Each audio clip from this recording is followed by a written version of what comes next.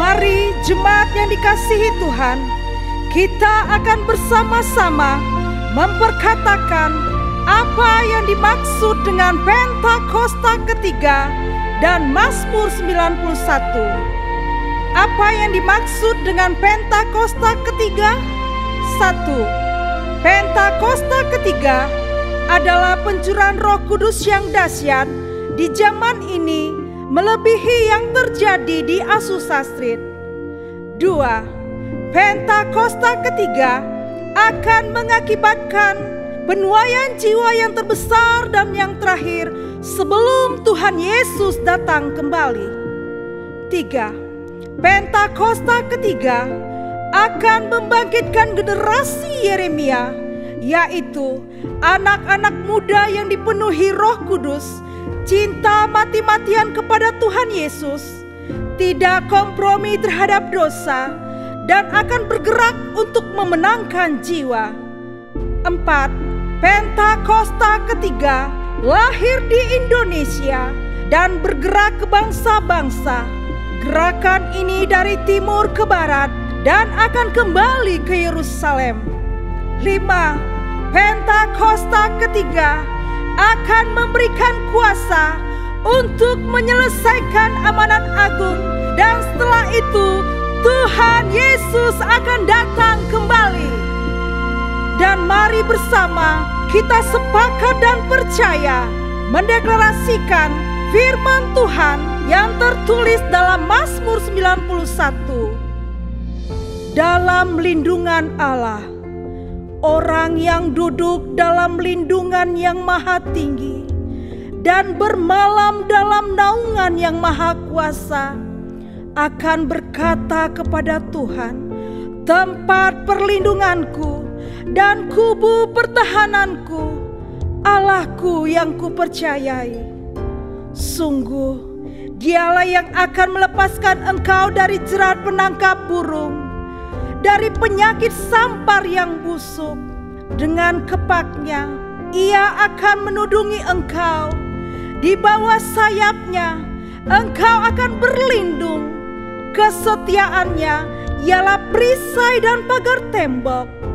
Engkau tak usah takut terhadap kedahsyatan malam, terhadap panah yang terbang di waktu siang, terhadap penyakit sampar yang berjalan di dalam gelap, terhadap penyakit menular yang mengamuk di waktu petang. Walau 1000 orang rebah di sisimu dan 10.000 di sebelah kananmu, tetapi itu tidak akan menimpamu. Engkau hanya menontonnya dengan matamu sendiri dan melihat pembalasan terhadap orang-orang fasik. Sebab Tuhan ialah tempat perlindunganmu, yang maha tinggi telah kau buat tempat perteduhanmu. Malapetaka tidak akan menimpa kamu, dan tulah tidak akan mendekat kepada kemahmu. Sebab malaikat-malaikatnya akan diperintahkannya kepadamu untuk menjaga engkau di segala jalanmu. Mereka akan menatang engkau di atas tangannya, supaya kakimu jangan terantuk kepada batu. Singa dan ular tedung akan kau langkahi. Engkau akan menginjak anak singa dan ular naga. Sungguh hatinya melekat kepadaku, maka aku akan meluputkannya. Aku akan membentenginya, sebab ia mengenal namaku. Bila ia berseru kepadaku, aku akan menjawab. Aku akan menyertai dia dalam kesesakan. Aku akan meluputkannya dan memuliakannya. Dengan panjang umur akan kukenyangkan dia, dan akan kuperlihatkan kepadanya keselamatan daripadaku. Haleluya. Amin. Tepuk tangan saudara-saudara bagi Tuhan yang dahsyat dalam setiap kehidupan kita. Haleluya. Jangan saudara semua shalom. Saudara, saya percaya hari saudara kita semua datang ke rumah Tuhan rindu menyembah Tuhan. Dan saya percaya hari ini saudara, kekudusan Tuhan ada di tempat ini. Dan sama-sama saat kita menyembah Tuhan, biar Shekinah glory, awan kemuliaan ada di tempat ini bersama dengan kita. Dan saya percaya saat kekudusan Tuhan ada di tempat ini, Tuhan siap untuk melawat setiap kita dan kita semua siap untuk dilawat Tuhan. Yang siap untuk dilawat Tuhan boleh lambaikan tanganmu saudara. Boleh kasih tepuk tangan yang dahsyat untuk Tuhan kita saudara. Maka sama-sama kita berdoa pada Tuhan. Mari kita berdoa. Tuhan, di setiap kami Tuhan Yesus. Ini kami umat-Mu, kami datang ke rumah-Mu Tuhan. Kami bawa sembah, kami bawa syukur kami Tuhan. Kami menyembah Engkau Allah yang kudus dalam setiap kehidupan kami Tuhan Yesus. Terima kasih Bapak, terima kasih Tuhan. Di dalam nama Tuhan Yesus kami siap menyembah Tuhan. Yang siap menyembah Tuhan sama-sama kita katakan amin. Terima kasih Tuhan Yesus.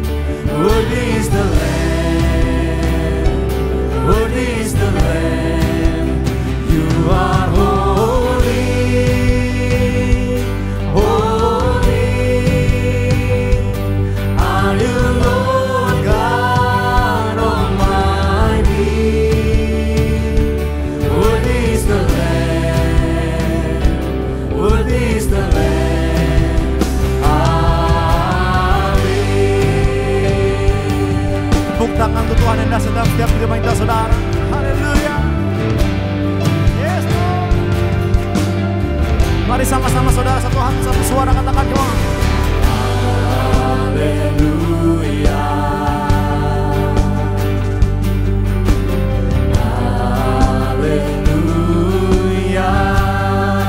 For the Lord God Almighty reigns.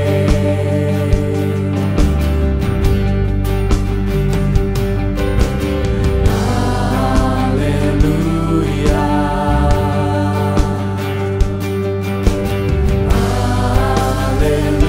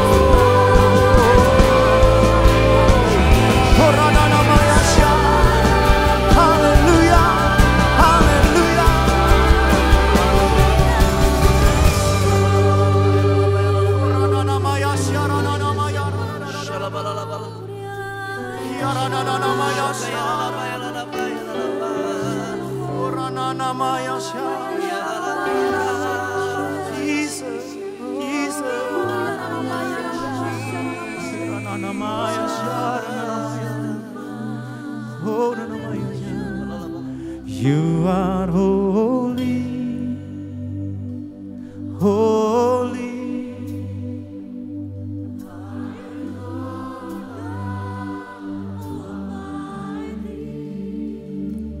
Worthy is the Lamb.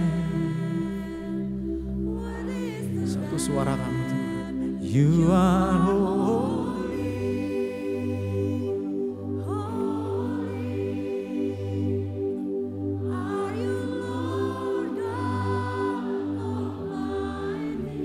Worthy is the Lamb. Worthy is the Lamb. Worthy is the Lamb. You are holy, holy. Are you Lord God Almighty? Worthy is the Lamb.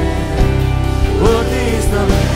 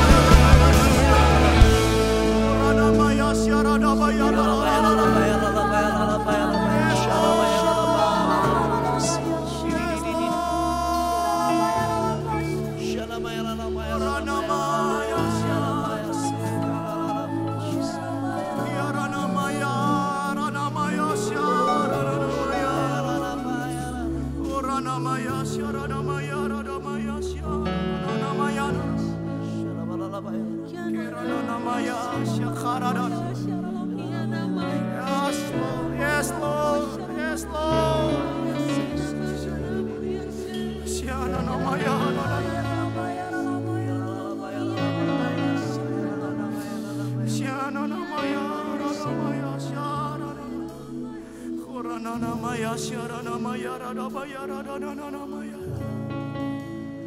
You are holy.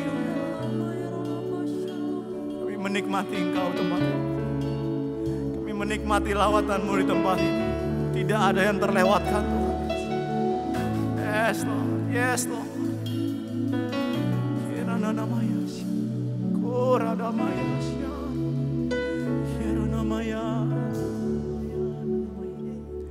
Your name is the highest, your name is the greatest, your name stands above all thrones and dominions, all powers and positions. Your name stands above all. Come on, say your name, oh God. Your name is the highest, your name is the greatest, your name stands above them all thrones and dominions, all powers. and positions. Your name stands above them all. Your name is the highest. Your name is the greatest. Your name stands above them all. All thrones and dominions, all powers and positions. Your name Stands above. Mari jemaat Tuhan, angkat tanganmu sama-sama, katakan sama-sama. Your name is the highest. Your name is the greatest. Your name stands above them all. Amen. All thrones and dominions, Yes, Lord. all powers and positions. Your name. Stands Come on, say your name. Your name, your name. Your name is the highest. Your name is the greatest. Your name Stands above them all.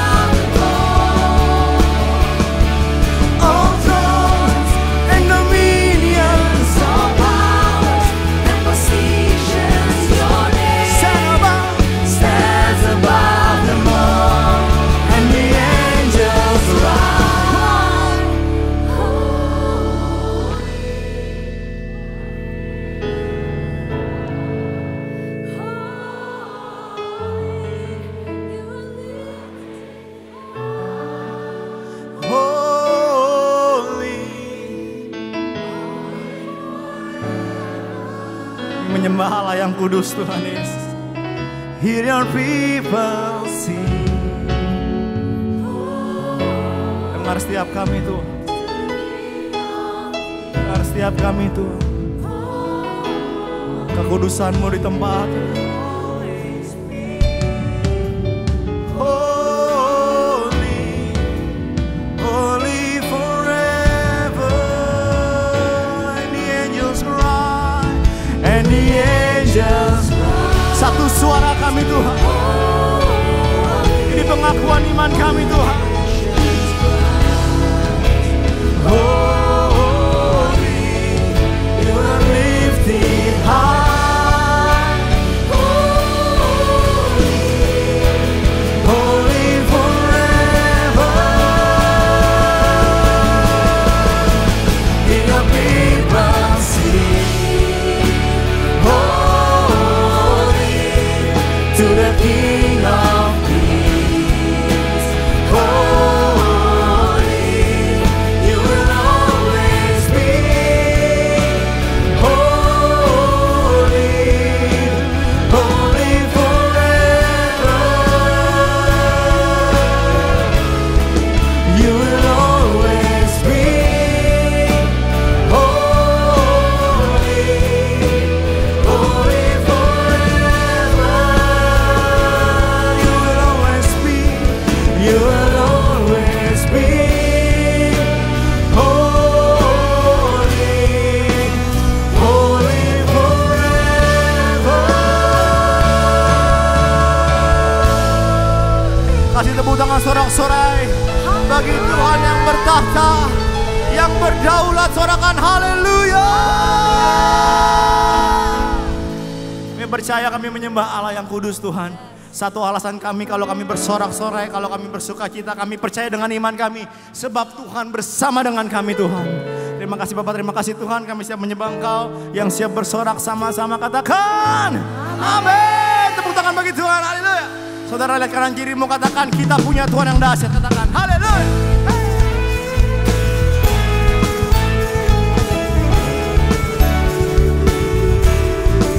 Mari bertemu sama-sama. Haleluya.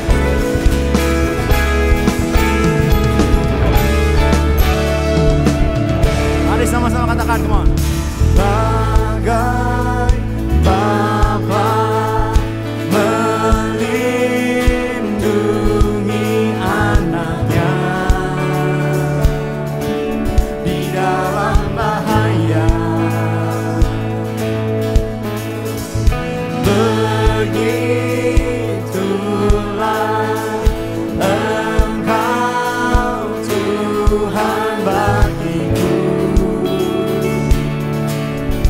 Takkan pernah tinggalkan diriku. Mari bersama-sama, come on. Bila ku bersamamu, bila ku di dalammu, bila kau di pihakku, siapa lawanku?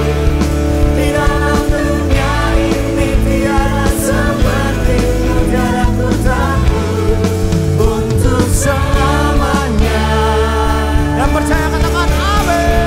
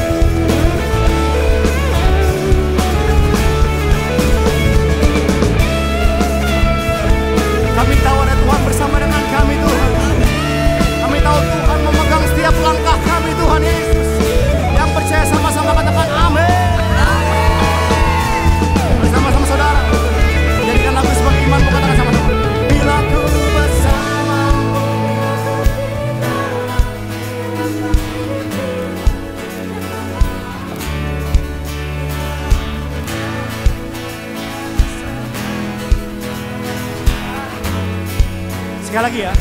1, 2. Bila ku bersamamu. Hey, hey. Amin. Di dalam dunia ini.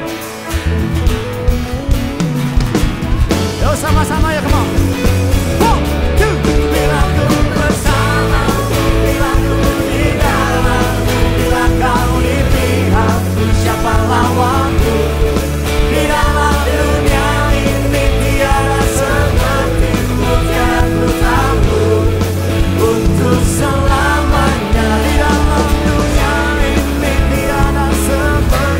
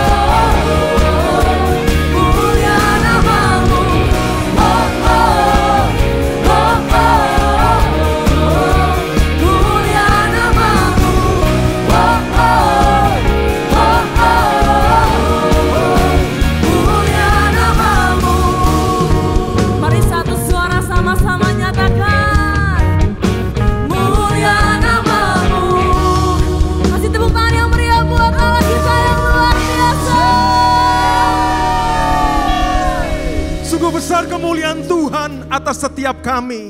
Kami bersyukur ya Tuhan. Mari jemaat Tuhan, saya mengajak untuk kita semua bersama-sama bersatu hati. Bapa, kami rindu melihat kemuliaan Tuhan pun dinyatakan atas negeri kami, atas bangsa kami Indonesia Tuhan. Kami rindu melihat setiap jiwa rakyat yang ada di bangsa ini, mereka boleh bersorak-sorai, memuji, menyembah Engkau ya Tuhan. Ada penuaian jiwa yang terbesar dan terakhir atas bangsa kami Indonesia.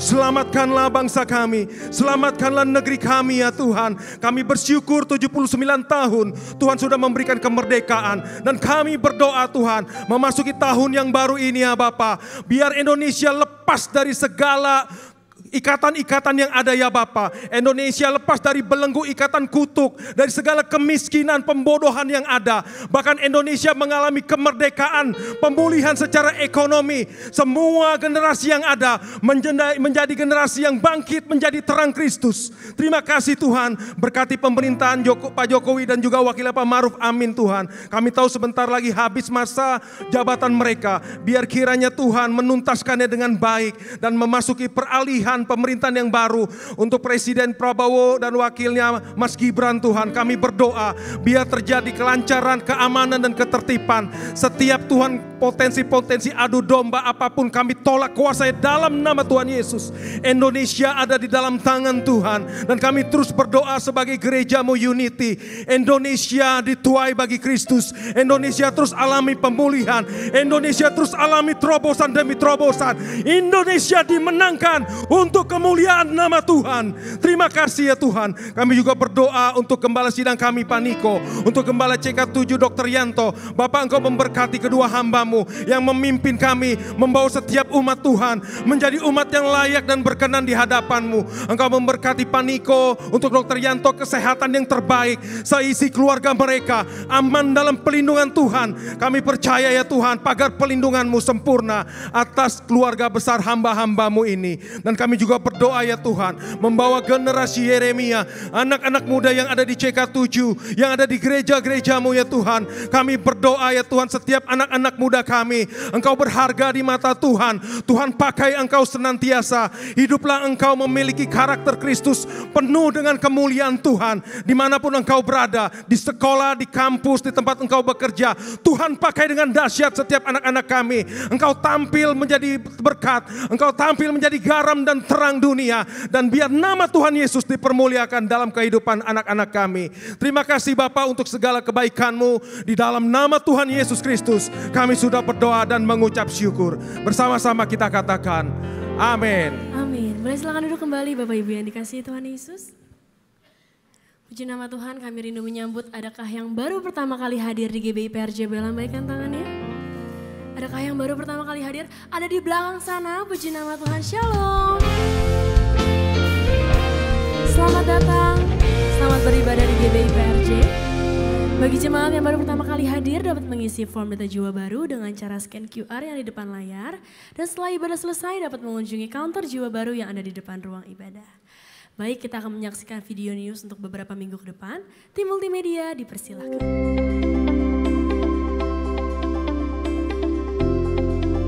Shalom, berikut kami sampaikan beberapa pengumuman. Ibadah minggu depan tanggal 1 September 2024, pukul 7, 9, dan 11.30 waktu Indonesia Barat, dilayani oleh Pendeta Johan Lumoindo. Dan jangan lupa juga untuk hadir di ibadah sore pukul 16.30 waktu Indonesia Barat. GBI PRJ Mandarin pukul 9 waktu Indonesia Barat dilayani oleh PDP Daud Salim. Ibadah raya disertai dengan ibadah King's Kid, ibadah anak berkebutuhan khusus, Little Blessing Toddler, Sekolah Minggu, Joshua Generation Kids Church English Service, Junior Church Indonesian Service, 316 Youth English Service, dan 2 PM Service. Fill them, Lord. All these ones here. Touch them, Lord. Touch them. Touch the families. Fire of the Holy Ghost upon you right now.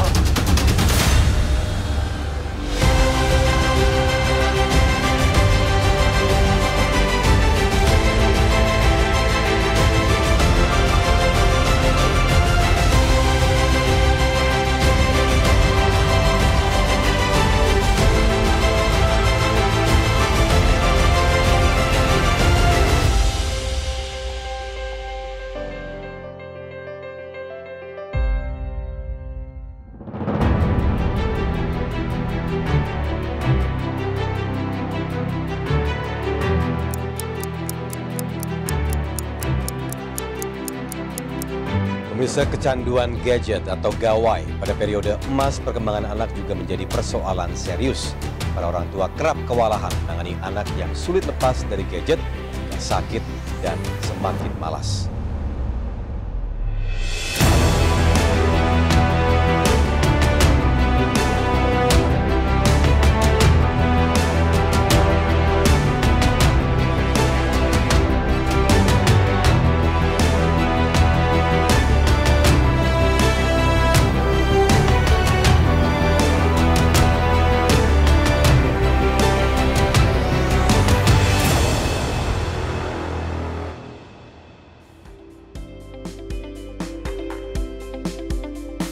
Untuk info lengkap seluruh kegiatan GBIPRJ CK7, maka Bapak Ibu dapat follow sosial media GBIPRJ baik di Instagram, TikTok, Facebook, maupun Twitter.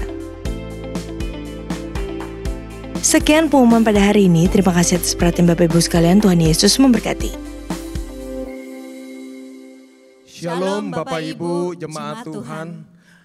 Menyambung tayangan video yang barusan Bapak Ibu saksikan, kami dari unit profetik CK7 dan juga pelayanan jemaat dan juga KUL rindu mengajak Bapak Ibu semua karena kebaikan dan kemurahan Tuhan untuk bisa hadir dan mengikuti pelayanan kesembuhan, pemulihan dan kelepasan, yaitu Healing and Restoration Night, Malam Mujizat Kesembuhan Ilahi dan Pemulihan pada hari Rabu 28 Agustus 2024 pukul 7 malam di tempat ini. Ya betul Bapak Ibu. Ibadah ini nanti akan dilayani oleh Prophet Terence Jepo dari Malaysia. Beliau ini adalah seorang nabi yang dipakai Tuhan dengan karunia kesembuhan dan nubuatan. Oleh karena itu, mari saudara sekalian bisa hadir dan bisa bagikan informasi ini, undangan ini, ajak saudara-saudara, ajak sahabat, teman kantor, mereka yang membutuhkan Tuhan. Ini momentum, ini kesempatan. Untuk kenapa? Untuk orang melihat kemuliaan Tuhan dinyatakan. Untuk orang boleh merasakan perjumpaan pribadi dengan Tuhan Yesus. Sebab ada firman Tuhan di Lukas 4 ayat 18-19 berkata, Roh Tuhan ada padaku, oleh sebab ia telah mengurapi aku untuk menyampaikan kabar baik kepada orang-orang miskin. Dan ia telah mengutus aku untuk memberitakan pembebasan kepada orang-orang tawanan dan penglihatan bagi orang-orang buta, untuk membebaskan orang-orang yang tertindas, untuk memberitakan tahun rahmat Tuhan telah datang. Sekali lagi, kami sangat merindukan kehadiran Bapak Ibu, saudara-saudari sekalian. Catat ya waktunya, Rabu 28 Agustus 2024 jam 7 malam di tempat ini, Grand Ballroom Mall MGK lantai 10. Masih ada Tuhan, masih ada mujizat Tuhan. Sampai jumpa, Tuhan Yesus memberkati.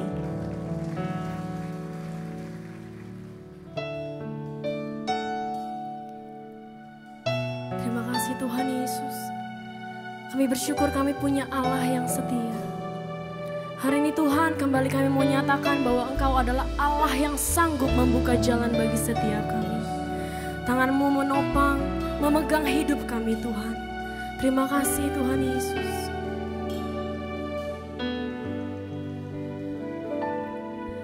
Dalam setiap perkaraku, ku temukan Kau setia. Tangan Tuhan memegang hidupku, menopangku. Tuhan sanggup buka jalan bagi semua yang percaya janji-Nya. Kekuatan, pertolongan selalu ada bagiku.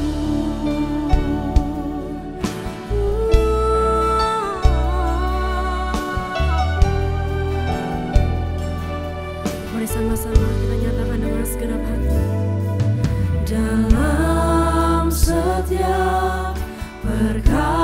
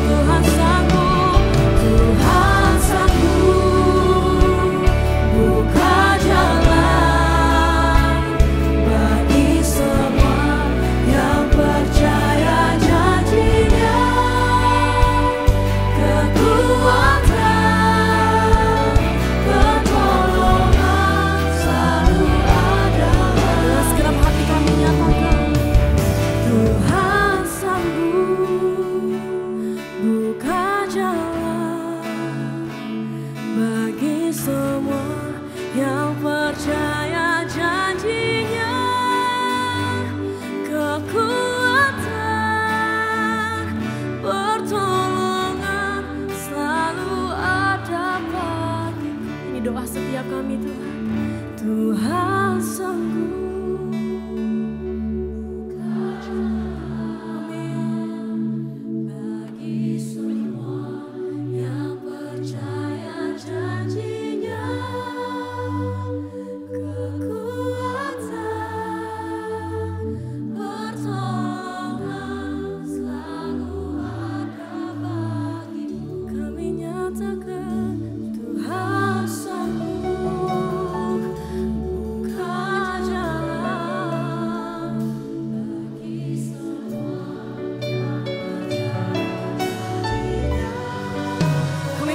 Kekuatan, pertolongan selalu ada bagi setiap kami Tuhan Yesus. Pertolongan selalu ada bagiku.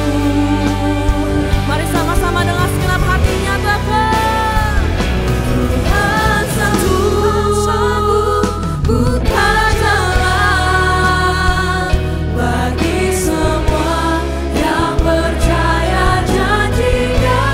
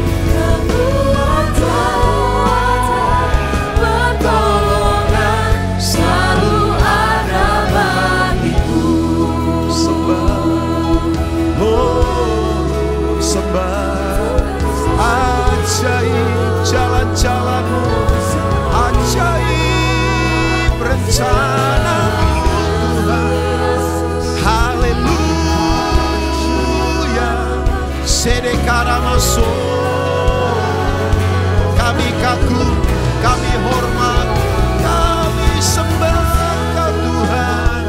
Jalan-jalan-Mu tak terselami, rencana-Mu besar. Haleluya. Sedekaramaso, umatnya dari suku kaum dan bahasa dimanapun menyembah-Mu. Haleluya.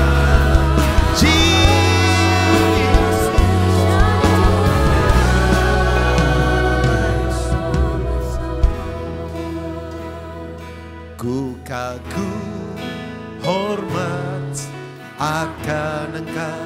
Let's sing. Ku kagum, hormat akan Engkau. Kau Allah yang layak dipuji. Ku kagum akan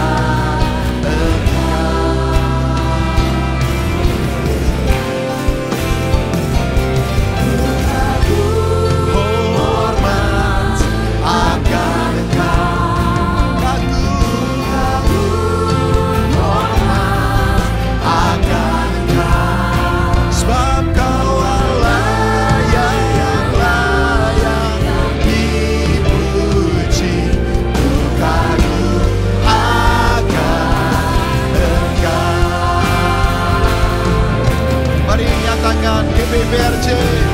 Ku kagum, hormat akan Engkau. Kagum, hormat akan Engkau. Sebab Kau Allah yang layak dipuji. Ku kagum akan. Sekali lagi.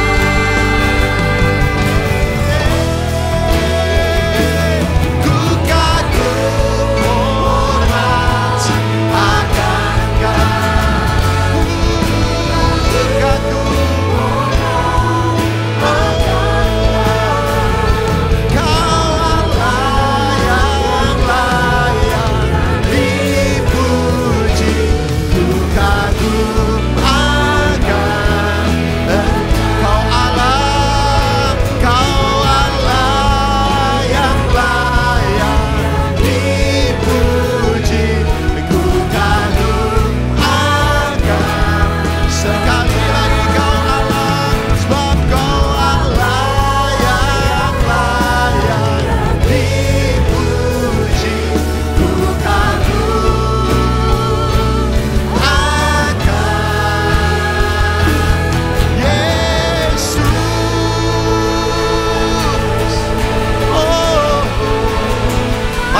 kedua tangan, mari angkat kedua tangan. Semua berbahasa roh.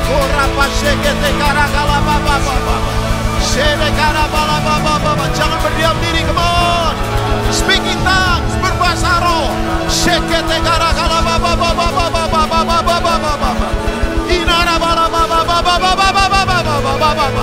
Oh karapashe kere kata karababa.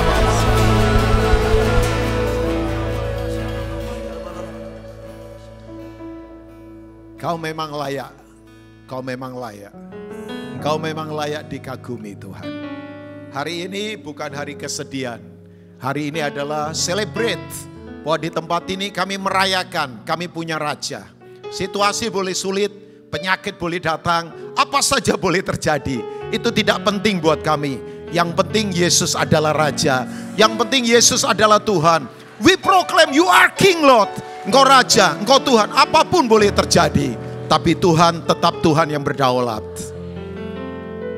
Makasih, kami kagum akan Tuhan. Sekarang berbicaralah. Hamba yang terbatas boleh ada di sini. Semua karena anugerah Tuhan. Sebab semua yang ada pada hamba itu datangnya dari karena kemurahan Tuhan. Bersuaralah firman yang tajam, firman yang hidup. Bahkan lebih tajam dari pedang bermata dua manapun. Dilepaskan di tengah-tengah umatmu, menyembuhkan kami, menguatkan kami, menegakkan kami yang goyah.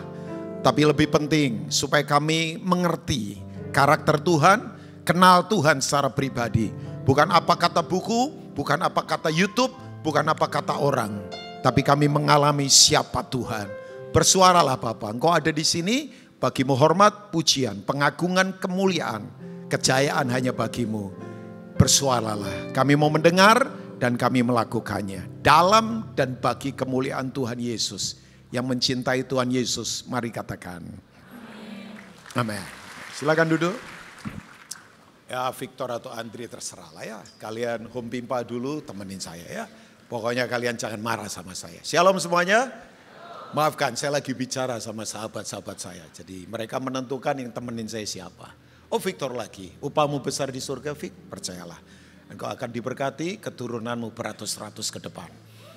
Loh kok Kan kalau dia nikah punya cucu, punya cicit, punya anak lagi. Jadi sebuah bangsa. Makanya satu Victor mati, kemungkinan satu bangsa punah. Makanya jangan mati. Loh kok ketawa? Rubin satu punya anak. Nanti akan jadi bangsa namanya bangsa Rubin. Yang takut akan Tuhan. Oke, apa kabar? Luar biasa. Sebenarnya menjawab biasa saja nggak apa-apa juga. Biasa tapi setia. Detak jantung kalau luar biasa itu bahaya, percayalah ya. Nah artinya sudah luar biasa karena Tuhan. Nah, what's next? Untuk ke depan ini apa sih? Ya, saudara mau kemana? Saudara mau apa ke depan? Ya, why you are doing what you are doing now? Mengapa saudara melakukan apa yang saudara lakukan sekarang? Mau kemana? Mengapa saya melakukan apa yang saya lakukan sekarang? Itu saya terus tanyakan. Mengapa saya ada di sini? Mengapa saya nikah dengan Lili Ong, istri saya? Mengapa saya kemudian dilibatkan ada di sebuah jaringan untuk berpikir buat generasi ke depan, namanya ISRA, Indonesia Sejahtera. Mengapa saya hidup? Mengapa saya lahir di bangsa ini? Nah itu tuh. Ya jadi mengapa saya melakukan apa yang saya lakukan sekarang ini? Hal yang sama. Why you are doing what you are doing now?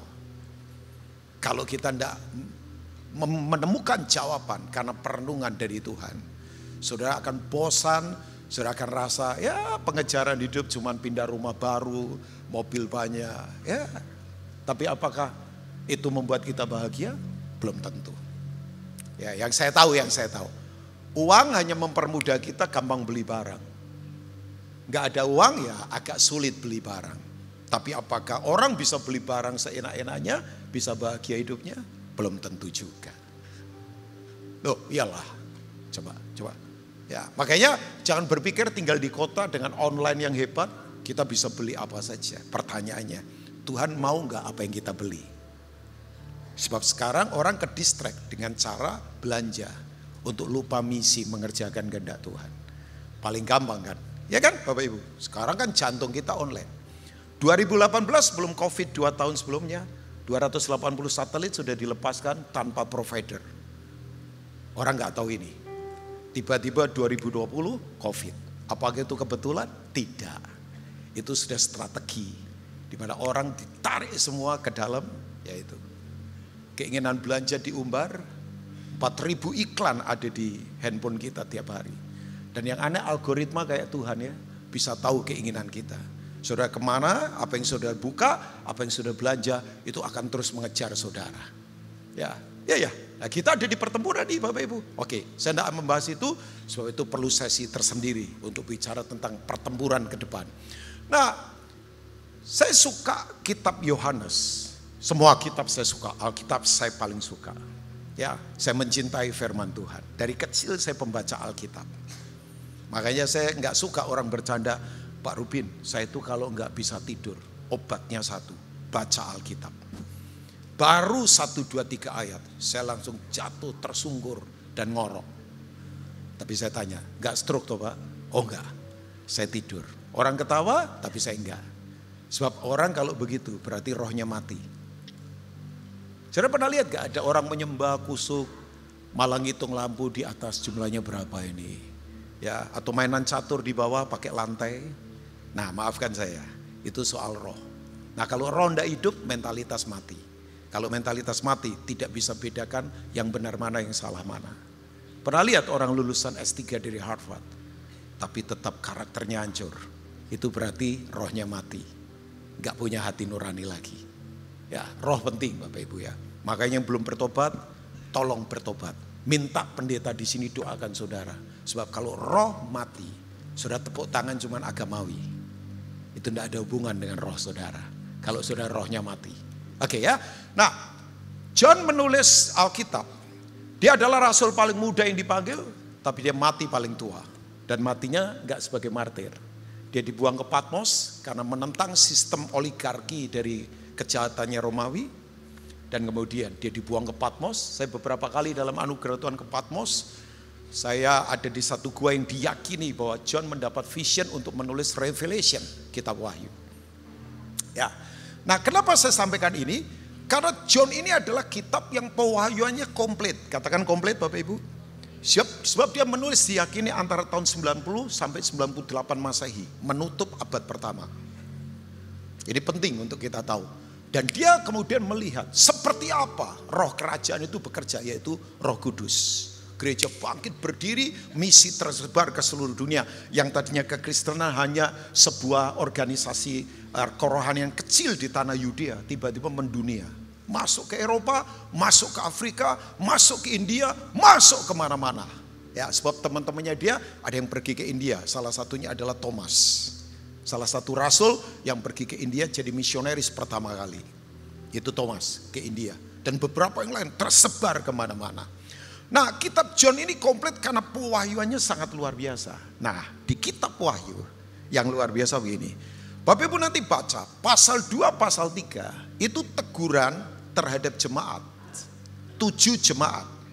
Ada Efesus, ada Smyrna, ada Pergamus, ada Philadelphia, ada Laodikia, dan ada yang lain. Nah, saya nggak tahu GBPRJ ada di mana secara spirit. Ya, sebab Tuhan itu concern pada jemaat. Karena ini Tuhan memperhatikan kita. Ini kan bukan sekedar organisasi. Saudara berkumpul di sini karena ada Tuhan.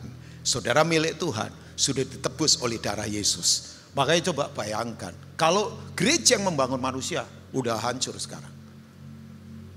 Puluhan abad gereja diserang, dianiaya, ditusuk. Bahkan kalau Bapak Ibu tahu, waktu Soviet dikuasai komunis, itu puluhan juta orang ortodoks dibantai mati. Mati asli, ditusuk, dipedang, dibakar. Itu catatan sejarah. Kalau gereja dibangun oleh manusia, habis sekarang gereja. Ya coba. Ya kan, dari awal abad pertama sampai sekarang, gereja tetap eksis berdiri. Oh, memang gereja punya kesalahan. Gereja katanya bersembunyi para penjahat atas nama kasih, gak diapa-apain. Gereja sekarang kompromi dengan orang kawin cerai seenaknya, gak diapa-apain. Gereja atas nama, oh iya gereja diserang. Memang gereja lagi diserang, gak apa-apa. Kan gereja lagi diserang. Sesuatu yang diserang itu berarti memang benar. Ya, coba.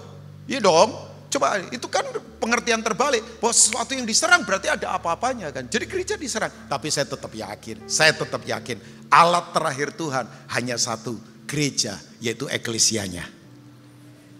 Amin. Tuhan tidak punya alat yang lain. Alat lain itu saudara. Makanya saudara ada di sini yang tadi saya katakan. Why you are doing what you are doing now. Itu. Jadi bisnis kita itu memuliakan Tuhan enggak? Makanya buat saya pelayanan, pekerjaan kita pelayanan. Pelayanan pekerjaan kita. Jadi penyembahan di bisnis pun saudara menyembah. Menyembah bukan diplot. Sekarang diplot sih. Bahwa kalau hari Minggu saudara rame-rame kayak tadi itu berarti saudara sudah menyembah Tuhan. Itu kan bagian liturgi pengagungan. Yang penting di luar saudara adil enggak? Yang penting di luar saudara benar enggak? Karena buat saya enggak mungkin membatasi lagi. Pekerjaan itu pelayanan. Pelayanan itu pekerjaan. Ya jangan di gereja kudus-kudus tapi di luar berantakan. Janganlah. Ya cuma 2 jam kok di sini. Enggak ada 2 jam lagi 1,5 jam kali sekarang PRJ. Tapi yang penting kan 24 jam di luar sana. Ya kan Bapak Ibu. Makanya pusat iman bukan di sini. Pusat iman di kehidupan sehari-hari. Di sini gitu kita celebrate untuk saudara diajar, dilatih. Supaya saudara mau dilatih, berlatih, terlatih, melatih. Dilatih, berlatih, terlatih, melatih. Dilatih, berlatih, terlatih, melatih. Saya berhak melatih karena saya terlatih. Kenapa saya berlatih? Karena saya mau dilatih. Saudara di sini dilatih. Pembicaranya bagus-bagus. Ya, diurapi Tuhan. Ada sisi ini, ada sisi itu, ada sisi itu. Keren kan?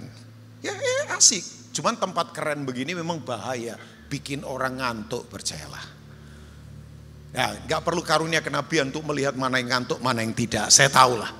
Ya, jadi gak perlu lagi Tuhan kasih tunjuk. Enggak, saya di atas sudah saya ketahuan saudara yang ngantuk. Enggak apa-apa, ngantuk-ngantuklah sebab kerajaan Allah sudah dekat.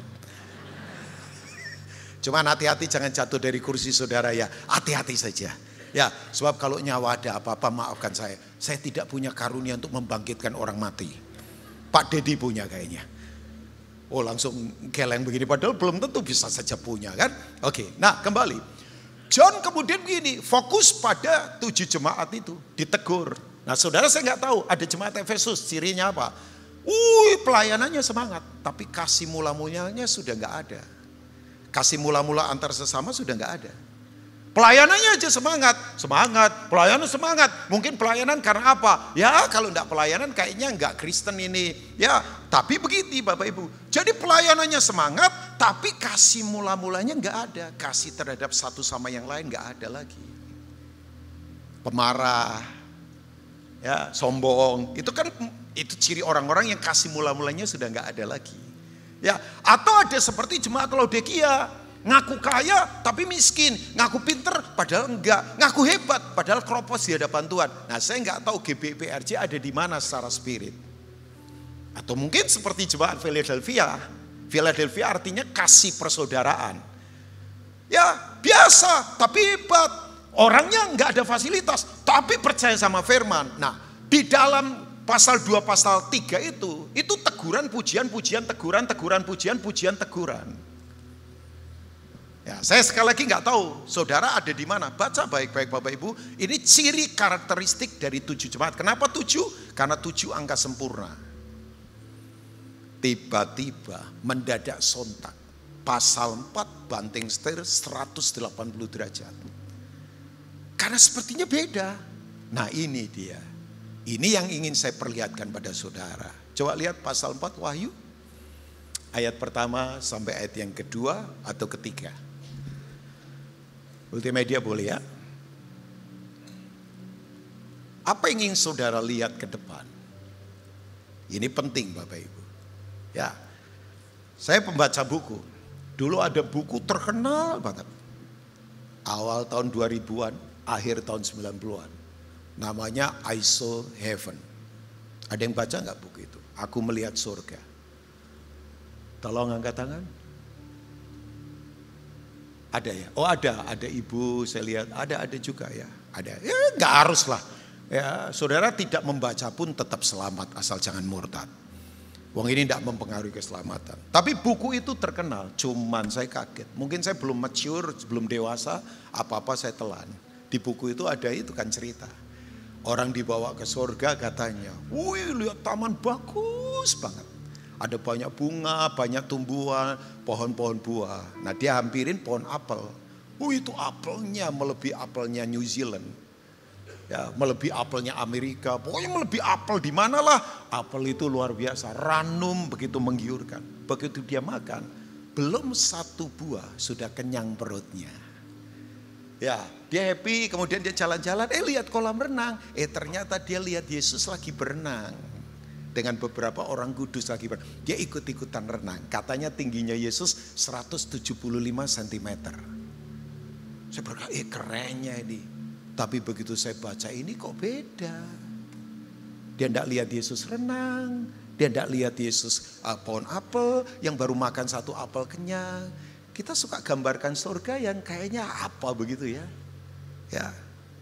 Tapi saudara tahu nggak? Yang dilihat John apa setelah dia tegur jemaat-jemaat? Nah maksudnya begini, pasal 4 ini John lagi beritahu, ini loh. Kalau kamu mau kuat ke depan di tengah sistem antikris, aniaya, inflasi, semua keadaan yang tidak gampang yang dihadapi.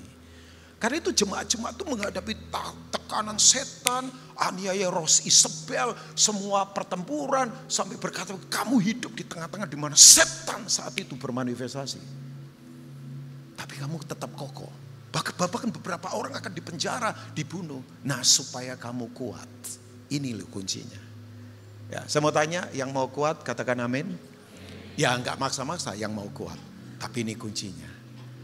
Ini penglihatan ini. Yuk kita eksegesis bersama-sama. Kemudian daripada itu aku melihat, katakan melihat. Sesungguhnya sebuah pintu terbuka di sorga. Dan suara dahulu yang telah kudengar berkata kepadaku seperti bunyi sangkakala.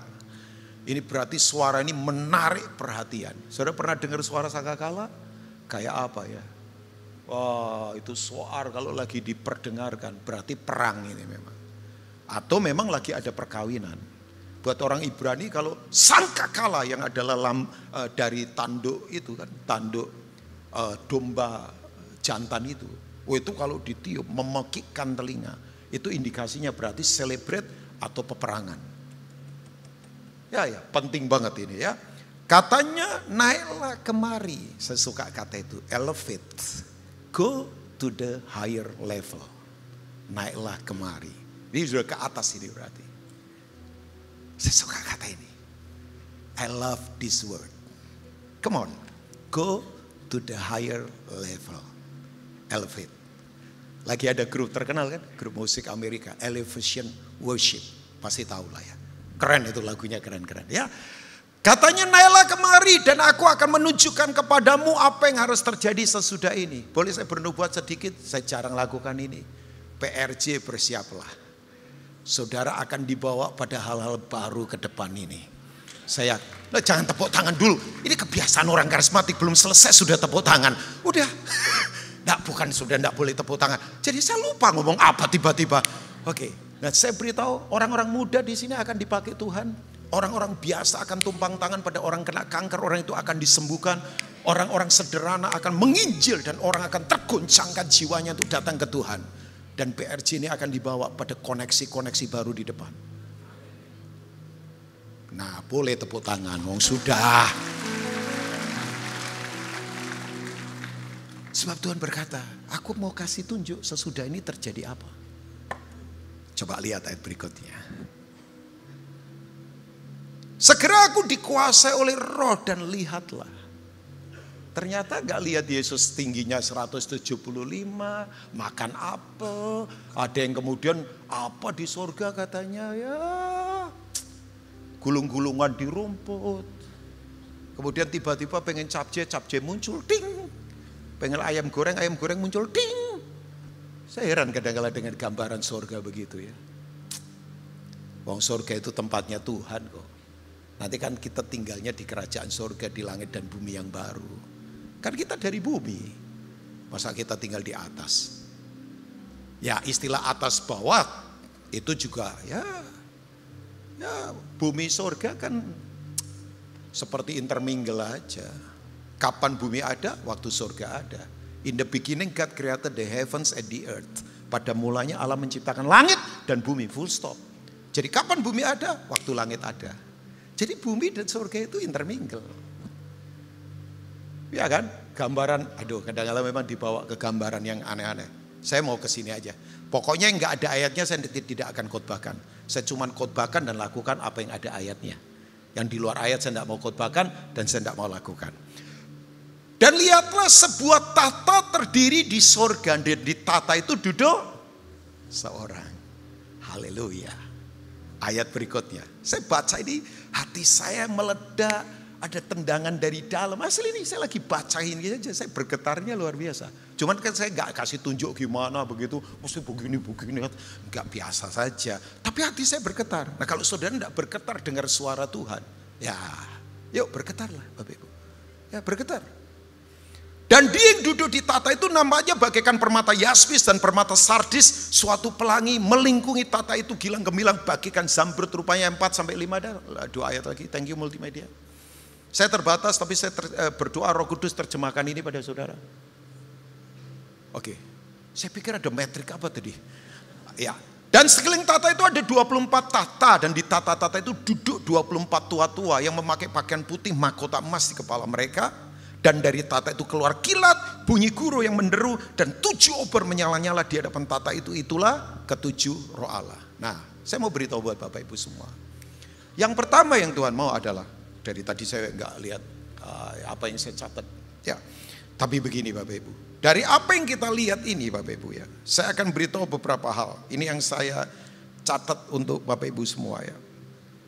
Ya, oke. Coba kembali ke ayat yang pertama. Saya mau fokus pada beberapa hal ini. Ya, itu begini, sebuah pintu terbuka di sorga, suara yang dahulu telah ku dengar, katanya naiklah kemari. 2 hal ini yang ingin saya fokuskan. Yang pertama ini Bapak Ibu, bahwa begini, Yohanes mendengar suara yang telah dia dengar. Katakan telah didengar, berarti suara ini sudah dikenal. Suaranya siapa ini? Ya 3,5 tahun dia bersama pribadi ini. Nah Bapak Ibu saya beritahu, tolong hari-hari ini banyak dengar suara Tuhan. Orang ngomong, mana mungkin Tuhan sudah tidak bersuara. Tuhan masih bersuara lewat firman-Nya, lewat kejadian yang terjadi, lewat orang di sekitar kita. Tuhan masih berbicara. Ya, saya yakinlah PRJ pasti yakin ini bahwa Tuhan pribadi yang tetap bersuara. Ya iya dong. Ya anehnya orang tidak percaya suara Tuhan, tapi percaya suara TikTok. Orang tidak percaya suara Tuhan, tapi percaya suara kepahitan, kesombongan, dan dia ikutin suara itu. Tuhan masih bersuara. Nah, sudah dengarkan suara Tuhan. Nah, suara Tuhan berkata begini, "Duk, naik ke level di atas. Go to the higher level." Sudah tahu nggak? Orang itu kalau ada di atas, bahasa saya terbatas ya. Itu memang lain Bapak Ibu. Saya itu dalam anugerah Tuhan, pertama kali pelayanan ke luar negeri, ke Australia tahun 2000-an. Tiba-tiba dipanggil pelayanan. Ya, sekarang dalam anugerah Tuhan bolak-balik. Tahun kemarin saya bolak-balik 2 atau 3 kali. Ya, tahun ini juga sudah datang. Ya, tapi nggak tahu tahun depan apakah Tuhan izinkan saya pergi lagi. Sebab teman-teman sudah bilang, datang lagi dong. Ya, saya bilang nanti dalam kehendak Tuhan saja. Enggak, saya kalau datang orang pikir, enak pelayanan luar negeri. Sama saja Pak, podo wae. Mau di luar negeri, mau di desa sama saja. Apalagi kalau yang manggil mahasiswa, saya enggak mau. Mereka kalau enggak bisa beli tiket, saya bawa istri, saya bayar sendiri buat istri saya. Saya ngomong begini enggak punya maksud apapun. Karena sama saja. Pelayanan itu kan fokusnya untuk membangun orang, bukan yang lain. Enak keluar negeri, sama saja. Tanya aja yang sudah biasa keluar negeri. Sulit juga, yang sulit banyak. Kita tolong orang banyak juga di sana. Yang nggak bisa bayar apa, kondisi inflasi kan berat juga mereka. Makanya kalau Tuhan berkenan ya kita datang. Kalau enggak ya kita nggak datang. Satu kali saya masih ingat. Masih polos dibawa ke luar negeri tahun 2000-an. Itu kan kagum-kagum kan. Wih, tertibnya luar biasa, ya kan? Ya di sini kan berlalu lintas ya sembarangan. Di sana tertib, udaranya bersih. Kemudian apa-apa saking noraknya, bayangkan. Saya duduk di taman saya foto, tempat sampah saya foto, bayangkan. Semuanya saya foto. Makan apa saya foto, kan norak banget. Satu kali saya dibawa ke satu tempat tinggi sekali, ratusan itu lantai. Dari sebuah gedung. Nah di gedung itu ada bridge-nya itu, ada jembatannya. Nah bridge-nya pakai kaca. Jadi kita jalan di kaca. Itu teman saya, macan mimbar, begitu jalan langsung merangkak loh. Saya bahasa roh terus itu, coba bayangkan.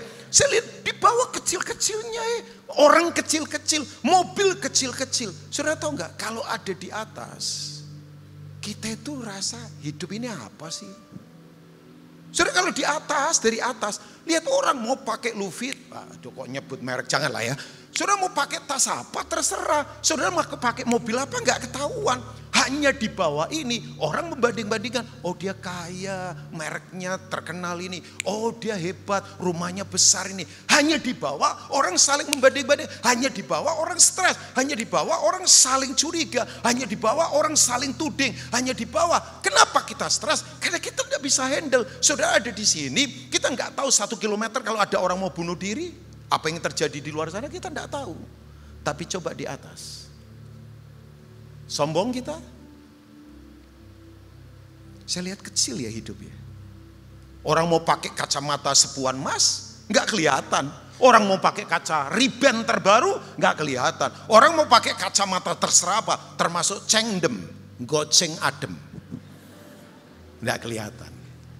Tapi coba di bawah, sempit. Nah Tuhan mau ngomong gini, naik ke atas yuk. Kerohanian saudara naik enggak sekarang? Bertumbuh enggak? Rendah hati kita bertumbuh enggak? Saya selalu bertanya, saya ini berubah enggak ya? Bertumbuh enggak? Saya tanya sama istri saya, sayang, saya itu sudah mulai bertumbuh belum? Oh sudah mulai. Kamu sekarang kalau mengemudi sudah enggak kayak James Bond.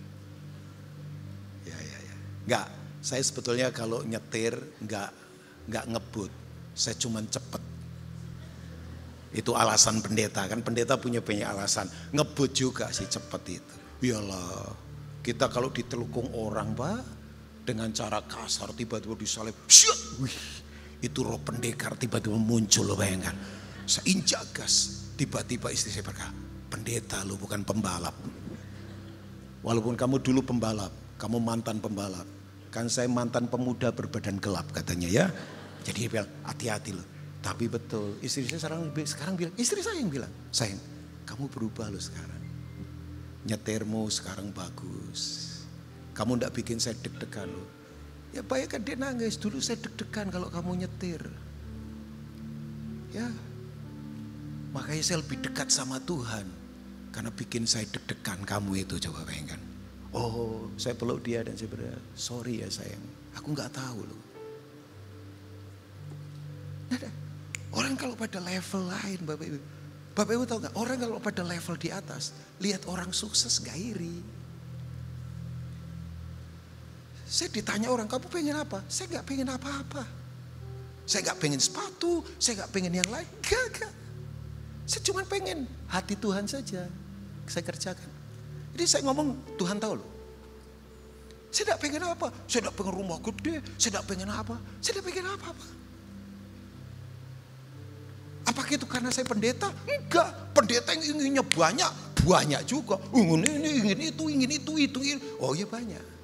Saya inginnya cuma satu, kehendak Tuhan terjadi. Apakah itu karena saya pendeta? Sama sekali gak ada urusan. Apakah karena saya belajar teologi? Sama sekali gak ada urusan.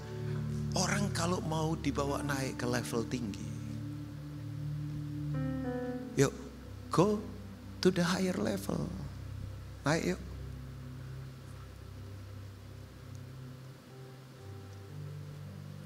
Nah, yang John lihat apa? Nah ini dia. Coba lihat ayat yang kedua. Udah, sebentar lagi saya selesai. Setelah itu kita makan bersama, bayar sendiri-sendiri. Enggak lah, saya ada yang bayarin. Sebab di ruang pembicara ada makanan-makanan. Ya lumayan makanannya cocok saya hari ini. Ada tahu rebus, pokoknya saya makan yang rebus-rebus saja. Ya, saya sudah enggak makan gorengan, apalagi penggorengannya. Ah itu isu berat itu. Segera aku dikuasai oleh roh. Katakan dikuasai roh. Siapa yang menguasai saudara? Hobi kah? Ya boleh golf, tapi kalau golf menguasai saudara, sudah lupa berdoa. Ya, silakan, gak apa-apa dong olahraga. Oke, saya juga suka olahraga kok. Tapi siapa yang menguasai saudara? Kesombongankah? Uangkah yang sudah menguasai saudara? Atau koneksi manusia? Saudara sudah dikuasai? Atau sistem dunia sudah menguasai saudara? Ciri orang yang dikuasai sistem dunia menyelesaikan semua persoalan, selalu keluar dari firman. Ciri orang yang dikuasai oleh Tuhan selalu menyelesaikan semua persoalan, kembali ke firman. Kita pikir firman cuma untuk agama sih. Wrong, Kristen bukan agama. Kristen itu cara hidup di mana Yesus jadi raja. Dikuasai roh Tuhan ya. Kapan kerajaan Allah lahir di bumi setelah manusia jatuh ke dalam dosa? Waktu Roh Kudus dicurahkan, Pentakosta. Pentakosta beda dengan Pantekosta. Pantekosta itu aliran di Azusa Street 190 berapa itu? 1. William Seymour. Dan ciri Pantekosta waktu itu luar biasa. Karena hadirat kasih itu. Kasih itu sampai bisa dipegang. Makanya orang pada bertobat karena ngalami Tuhan. Nah, lihat, apa yang dia lihat? Yang dia lihat adalah tata terdiri di surga. Dan di tata itu duduk seseorang. Pertanyaan saya, kalau orang dibawa naik untuk melihat ke depan, ini kuat Bapak Ibu. Saya nggak bisa ngomong spesifik sudah ngalami apa. Karena tiap orang mesti ketemu Tuhan secara pribadi. Tapi secara pribadi Tuhan banyak membukakan untuk hal-hal ke depan yang harus saya siapkan. Tapi pertanyaan saya, yang dilihat John apa? Ada tata. Katakan tata jemaat PRJ. Dan di tata itu duduk raja. Seorang itu pakai S besar. Nah pertanyaan saya, saudara masihkah Yesus itu menjadi raja dalam hidup kita?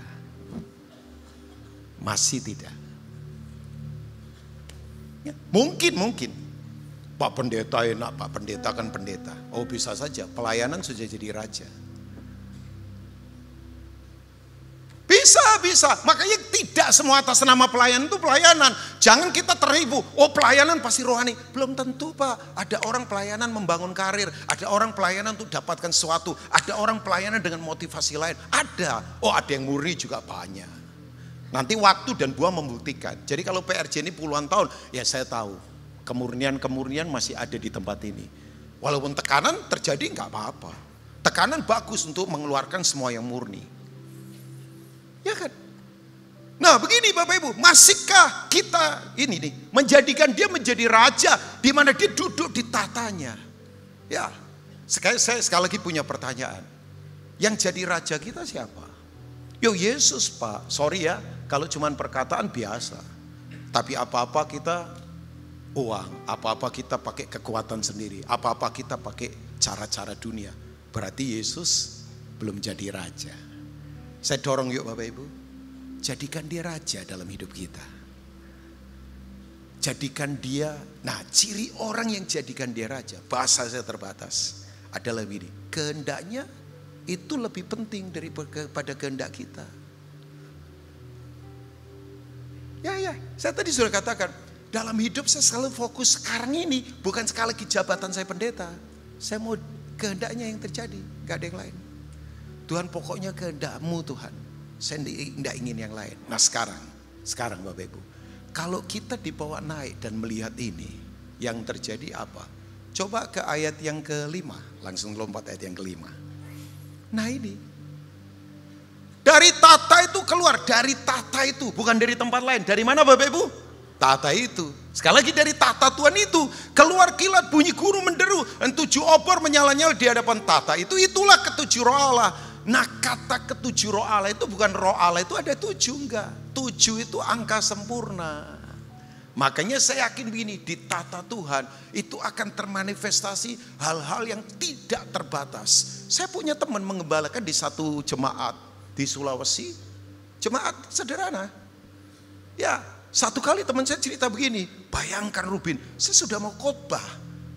Ya hari Minggu mau khotbah pakai jas. Di sana orang khotbah pakai jas. Pakaiannya perlente. Karena daerah Kristen memang. Bapak Ibu begini. Dia ngomong sama saya. Sehari sebelumnya ada kejadian aneh. Saya tanya anehnya apa? Kita itu kan ngadakan training untuk leader. Jadi kayak PRJ ngadakan training pelatihan untuk para pelayan pemimpin. Tapi ada satu ibu yang ngotot karena haus. Seorang penjual sayur namanya Ibu Boko. Ini orang lapar. Ya orang kalau lapar itu lain Bapak Ibu. Makanya kalau orang lapar, cara mendengarnya beda. Nah Ibu Boko itu tahu diri duduk di paling ujung, catat-catat. Kemudian begini, apa yang dia dengar dia lakukan. Satu kali setelah selesai pelatihan Kamis, Jumat, Sabtu, hari Sabtunya dia pulang ke rumah, naik naik mobil itu, angkutan pedesaan, penuh penumpang. Nah di sebelahnya ibu ini ada orang batuk terus, ibu-ibu, batuk nggak berhenti-berhenti sampai keluar darah, itu darah semua. Ibu Boko langsung berkata, dengar pengajaran tentang otoritas kuasa Tuhan dari teman saya. Langsung Ibu Boko berkata, boleh enggak Ibu saya doa untuk Ibu? Oh ya boleh. Begitu didoakan Bapak Ibu. Ini orang biasa, tukang sayur di pasar. Ibu-ibu yang bahasanya biasa saja, yang sederhana, pakai kebaya, ditumpangkan dalam nama Yesus. Batuk aku tolak, darah aku tolak, semua penyakit aku tolak. Begitu dia doakan, bayangkan. Gak butuh waktu lama, sekian detik. Sembuh ibu ini. Sembuh, ibu ini sembuh. Nah kemudian Ibu Boko berkata, oke saya turun dia. Nah, ibu ini tanya, ibu tinggal di mana? Itu di desa itu. Ternyata ini belakangan. Ini Ibu Boko di sini, ibunya tinggal di desa yang gak jauh dari situ. Bapak Ibu hari Minggu, Ibu Boko mau pergi ke gereja, turun dari rumah panggung. Sudah pakai kebaya, sudah pakai rapi. Dia kaget begitu di bawah. Ada 26 ibu-ibu dan bapak-bapak dari desa yang tadi ibu ini doakan. Yang sembuh ini ibu-ibu, tahu nggak? Itu semua datang batuk semua. Jadi batuknya memang batuk nggak wajar. Ternyata ada wabah TBC, apapun lah namanya. Itu batuk mewabah desa itu. Itu kayak kena kutuk desa itu. Ya mungkin penyembahan berhala kali. Hati-hati makanya di mana penyembahan berhala ada kutuk. Bapak Ibu tahu nggak? Ini orang biasa. Yang sembuh itu ngomong, Bu, saya sembuh. Tetangga saya bingung, kok kamu sembuh? Kemarin batuknya parah. Siapa yang menyembuhkan? Gak tahu, ada satu ibu namanya Ibu Boko. Doakan saya sembuh. Padahal di angkutan kota. Gak lagi ibadah, gak lagi ada praise and worship, gak ada lagi tim PRJ lagi nyanyi, gak ada penari tomborin. Di tempat biasa, bayangkan. Bukan di gedung gereja, gak ada liturgi agama, gak ada musik dari sini yang... Enggak. Tahu ibu-ibu dan bapak, ini ibu ini doakan satu-satu, tumpang tangan, 25-nya sembuh semua. Langsung dibawa ke gereja, tahu nggak? Teman saya kaget, teman saya mau khotbah, dia kaget. Begitu kemudian dia buka pastori, kok banyak ibu-ibu di antara Ibu Boko. Ibu Boko berkata, Pak Pendeta, tolonglah. Tolong kenapa? Ini orang-orang mau dibaptis semua. Untung teman saya wakilnya ada, khotbah wakilnya. Dia baptis hari itu 26 jiwa. Makanya ya kalau orang lihat tahta, sorry ya mau pendeta kalau nggak naik di level atas, nggak ada pengaruh apapun.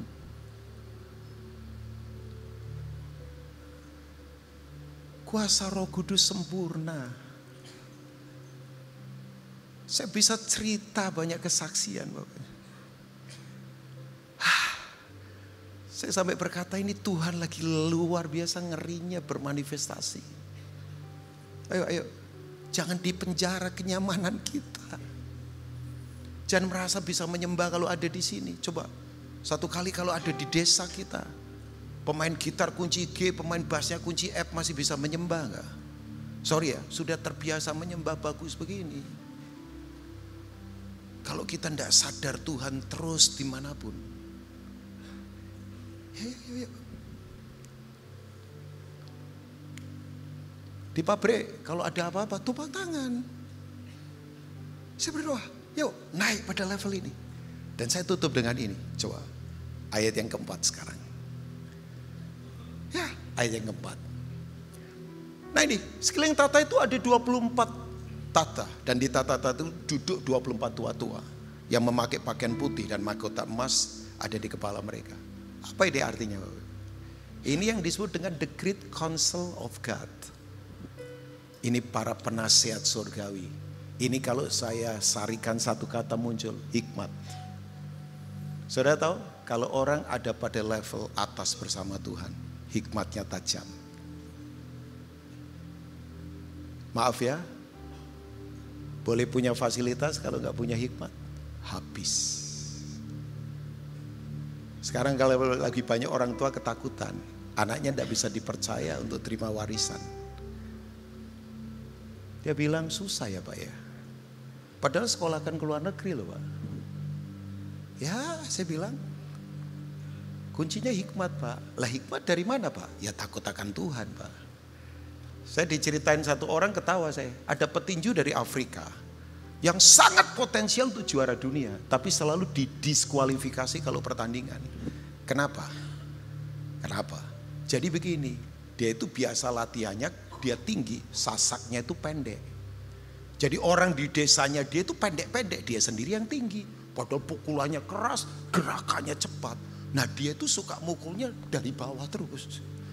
Jadi kalau dalam pertandingan ditekan lawan, dia pukul dari bawah. Lah kena bawahnya pingsan pasti. Mau Superman kalau kena bawah, udah jangan berpikirnya yang enggak loh, saya enggak akan kemana-mana. Saya tahu ini hati-hati. Enggak, jadi dipukul ke bawah Pak. Ya pingsan, diskualifikasi. Padahal skill hebat, kecepatan pukulan hebat, cara geraknya hebat. Kenapa bisa begitu? Orang kalau enggak ada hikmat, rontok Bapak. Ada sekarang yang keluarga lagi goncang. Yuk kembali ke hikmat Tuhan. Saya tadi di ibadah satu mentertawakan diri saya. Pak jujur, saya ini sebetulnya IQ di bawah 100. Jadi saya ini perbatasan antara bego dengan bodoh. Nah ketawain gak apa-apa. Kok saya bisa begini? Saya biasa saja. Ya karena itu. Kemurahan Tuhan, hikmat Tuhan. Saya bisa nata keuangan, saya bisa nata ke depan. Kurang biasa, tapi maaf utang saya enggak mau. Jilat orang apalagi, sorry ya. Ketemu orang kaya minta, enggak. Saya tata. Dari mana Pak Rubin? Hikmat. Udah dapat seberapapun, yang namanya hidup gak berhikmat, kurang terus Pak. Saya cukup saja.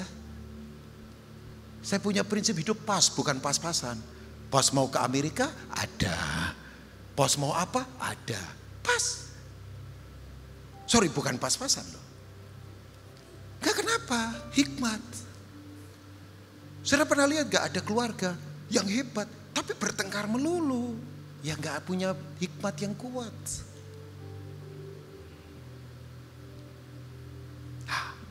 Hikmatlah ini, the great counsel of God. Ini hikmat.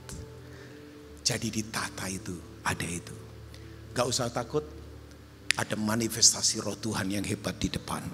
Saudara, tangan saudara akan menjadi tangan kesembuhan. Kaki saudara akan dipakai Tuhan. Perusahaan saudara akan menjadi tempat di mana jiwa-jiwa dilatih dan Tuhan dimuliakan. Saya latih satu anak puluhan tahun yang lalu. My God. Dari orang biasa. Karyawan saya sekarang, ya untuk kalangan orang biasa mungkin biasa. 600 orang. Ini kayak anak nothing tadi. Asli, lahir dari keluarga broken. Bapak Ibu tahu enggak? Sekarang ini minta ampun. Pegawainya dia latih firman. Ini para tetangga semua nih. Kalau saya ngomong tetangga ngerti ya Bapak Ibu. Yang tadinya bukan Kristen. Sampai saya ketemu pegawainya saya bilang, bosmu gimana? Pak Pendeta. Pak Pendeta latih ya? Enggak lah, banyak teman yang latih juga. Saya bilang sama dia, aku bangga loh sama kamu, hikmatnya. Nah saya berdoa Bapak Ibu, yuk naik ke level baru yuk. Kita lihat dengan sudut pandang beda. Tantangan makin berat ke depan, kondisi makin gak baik ke depan, gak apa-apa. Go to the higher level. Suara itu berkata, naiklah kemari. God bless you all. Tuhan memberkati semua. Mari bangkit berdiri bersama-sama. Fik, kasih Gevi.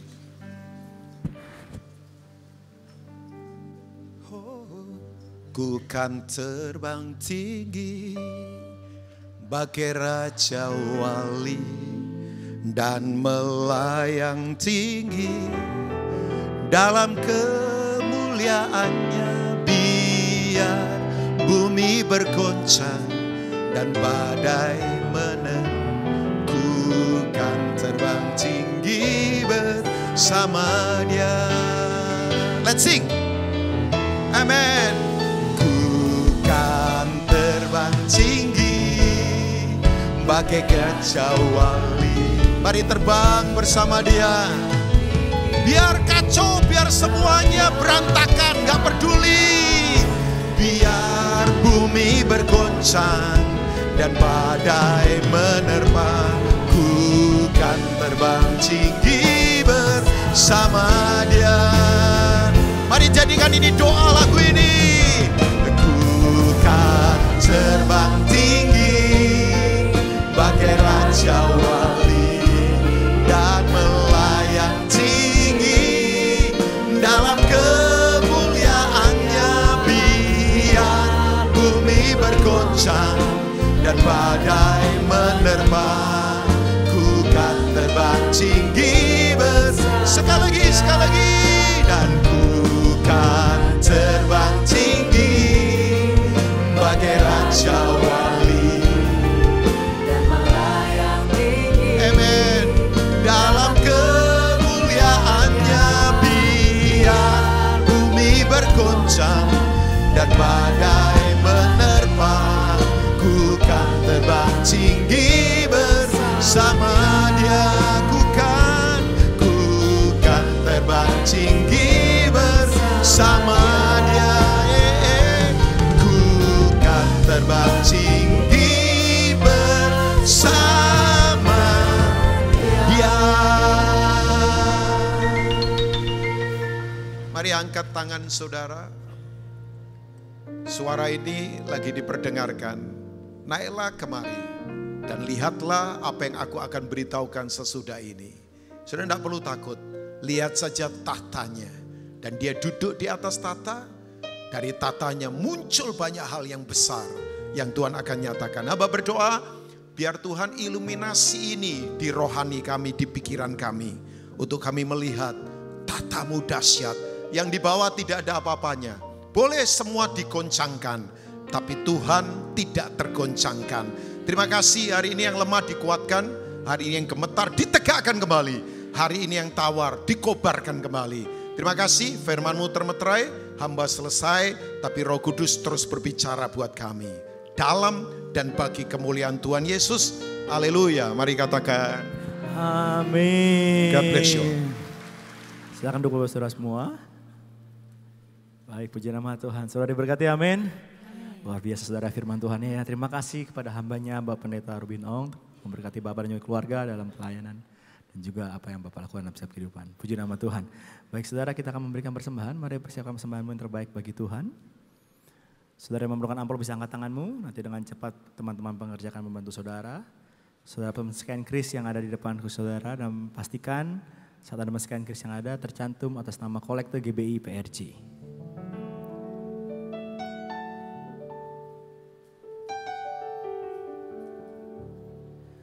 Baik, kalau sudah persembahannya saudara, saya undang sama-sama kita bangkit berdiri. Mari sama-sama kita bangkit berdiri, kita akan doa persembahan dan juga nanti ditutup dengan doa berkat.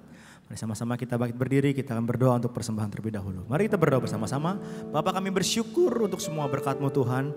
Kami membawa persembahan sebagai wujud syukur kami percaya dengan iman kami menerima kesehatan, keluarga, bisnis, pekerjaan dan kuliah terbaik. Ini adalah waktu memberikan persembahan di dalam nama Tuhan Yesus Kristus. Sama-sama kita katakan, amin.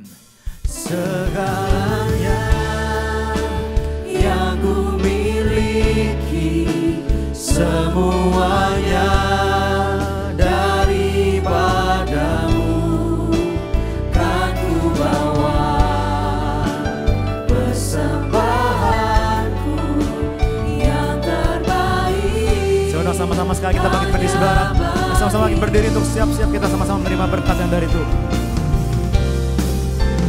Segalanya yang ku miliki, semuanya daripada-Mu, kan ku bawa persembahanku yang terbaik hanya bagi-Mu, kan ku bawa persembahanku yang terbaik hanya bagi-Mu.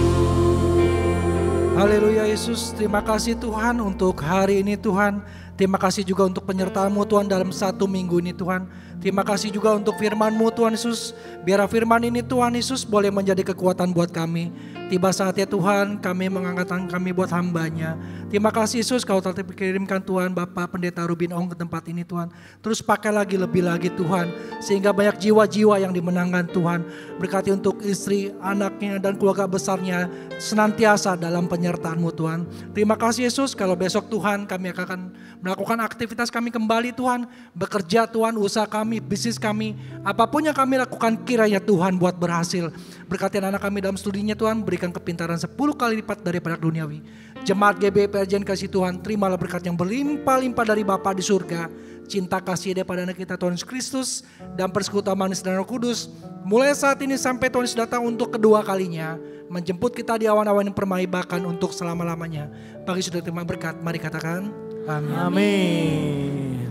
Shalom saudara, dalam VOP kali ini kita akan membahas mengenai pilar pernikahan Kristen dan LGBTQ. Dengan semakin maraknya isu-isu mengenai LGBTQ dan hal-hal yang terkait dengannya, gereja kita GBI Jalan Jenderal Gatot Subroto memandang perlu untuk memberikan panduan yang alkitabiah mengenai pernikahan. Di gereja kita, prinsip-prinsip alkitabiah mengenai pernikahan dikenal dengan nama 7 pilar pernikahan. Pilar pertama yang juga menjadi hukum pertama dalam pernikahan adalah pernikahan yang Allah tetapkan adalah antara seorang laki-laki dan seorang perempuan, di mana jenis kelamin laki-laki dan perempuan itu tetap sejak lahir. Kita bisa lihat bahwa prinsip ini menolak dosa homoseksual dan lesbian. Mengapa hal ini penting? Karena pada mulanya Allah menciptakan manusia laki-laki dan perempuan. Allah memberkati mereka dan memberi perintah untuk beranak cucu dan bertambah banyak memenuhi dan melakukan bumi. Kemudian dengan jelas Allah memberikan satu hukum bahwa seorang laki-laki akan meninggalkan ayahnya dan ibunya dan bersatu dengan istrinya, yang adalah satu orang perempuan sehingga keduanya menjadi satu daging. Jadi sesungguhnya pernikahan yang Allah ciptakan itu heteroseksual, yaitu antara satu orang laki-laki dan satu orang perempuan, bukan yang sesama jenis atau homoseksual. Perlu diingat juga bahwa ketika Allah menciptakan Adam sebagai seorang laki-laki dan Hawa sebagai seorang perempuan, Allah tidak bertanya pada siapapun. Allah menentukan gender seseorang dalam kedaulatannya dan tidak dapat diganggu-gugat oleh siapapun. Jadi jika seorang menolak gender yang Allah putuskan, hal itu seperti menolak Sang Pencipta yaitu Allah sendiri. Bagaimana jika terjadi orientasi seksual yang berbeda dengan gender bawaan lahir? Hal tersebut sama dengan kondisi manusia berdosa yang cenderung untuk melakukan perbuatan-perbuatan yang melawan hukum Allah. Apakah seseorang dapat berkata, karena saya memiliki kecenderungan untuk melakukan perbuatan pelanggar hukum, jadi saya lakukan saja pelanggaran itu? Tentu tidak demikian. Orientasi yang keliru itu tidak dapat dijadikan alasan untuk melanggar hukum Allah, tetapi harus dikendalikan dan diarahkan kepada orientasi seksualnya yang benar, yaitu yang sesuai dengan gender bawaan lahirnya.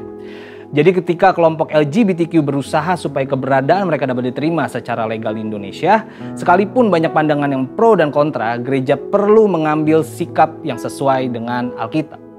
Sekarang mari kita lihat faktor-faktor apa saja yang menjadi penyebab LGBTQ. Faktor pertama yaitu adalah faktor pola asuh dalam keluarga. Faktor pengasuhan dalam keluarga punya pengaruh yang sangat besar terhadap perkembangan satu individu, dari bayi sampai dewasa. Perkembangan yang dimaksud mencakup tubuh, jiwa, dan rohnya. Karena itu parenting yang baik sangat penting supaya seorang anak yang akan berkembang dengan baik. Saul McLeod, seorang dosen dan peneliti dalam bidang psikologi, menemukan bahwa anak mengamati model yang memberikan contoh perilaku maskulin atau feminim. Setelah mengamati, anak tersebut akan berusaha meniru sekalipun perilaku tersebut tidak sesuai dengan gendernya. Karena anak akan meniru apa yang sering dilihatnya. Faktor kedua yaitu faktor lingkungan. Faktor lingkungan baik di dalam keluarga maupun di luar keluarga juga memiliki pengaruh yang besar. Dikatakan oleh Jonathan Tan, seorang transgender yang sudah dipulihkan di dalam nama Tuhan Yesus. Inilah pentingnya seorang anak harus diberlakukan sebagaimana identitas dirinya. Jika ia terlahir sebagai anak laki-laki, maka ia harus diperlakukan sebagai anak laki-laki. Diasuh dan dibesarkan sebagai seorang anak laki-laki. Demikian pula dengan perempuan.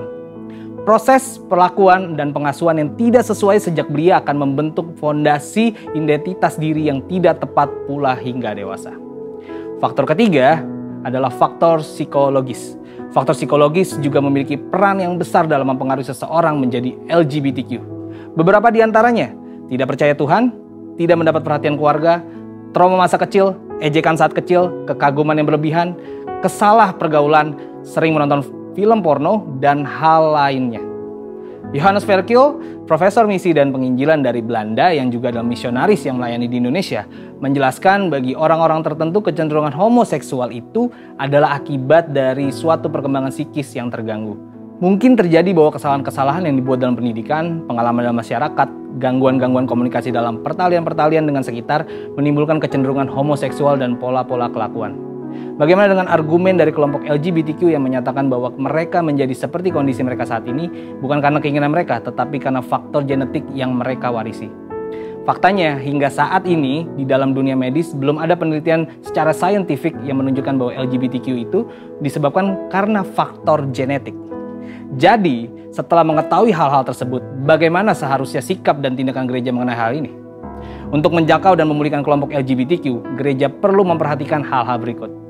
Pertama, Yesus mengasihi semua orang berdosa tanpa memandang dosa masa lalunya.